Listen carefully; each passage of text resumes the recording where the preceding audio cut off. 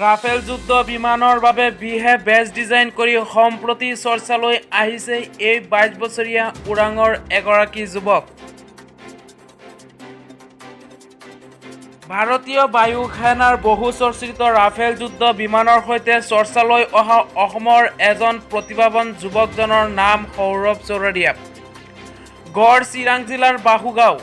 সম্প্ৰতি এইজন যুৱকে ভাৰতীয় বায়ু সেনাৰ বহু চৰ্চিত ৰাফেল যুদ্ধ বিমানৰ বাবে বেজ ডিজাইন কৰি সৰ্বভাৰতীয় সংবাদ মাধ্যমত চৰ্চাৰ বিষয় হৈ পৰিছে। মাত্ৰ ২২ বছৰীয়া প্ৰতিভাৱান যুৱক সৌৰভ চৌৰাদিয়াই ইয়াৰ আগতেও ভাৰতীয় বায়ু সেনাৰ বিভিন্ন ধৰণৰ যুদ্ধ বিমানৰ বাবে বেজ ডিজাইন কৰি সুনাম অৰ্জন কৰিবলৈ সক্ষম হৈছিল।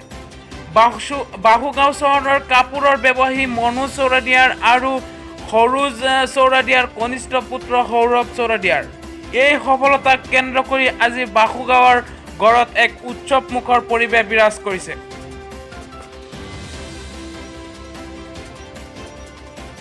ছুপাৰহিট ছবিৰ বাহুবলীৰ পৰিচালক এছ ৰাজমৌলীৰ দেহত ধৰা পৰিছে ক'ভিড-19 পজিটিভ।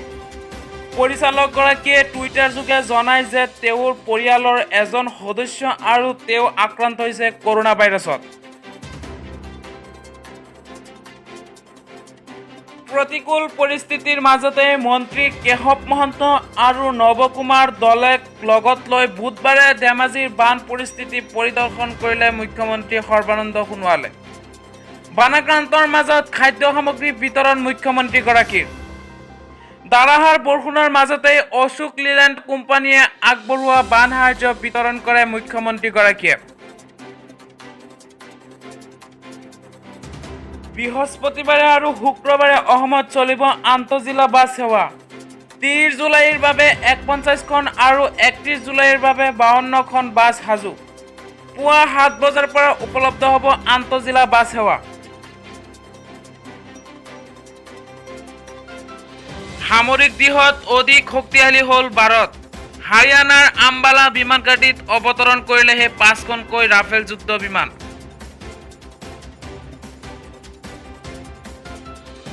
ৰাজ্যত কৰোনাত আক্ৰান্ত হৈ অসমত বুধবাৰে ৪গৰাকী লোকৰ মৃত্যু।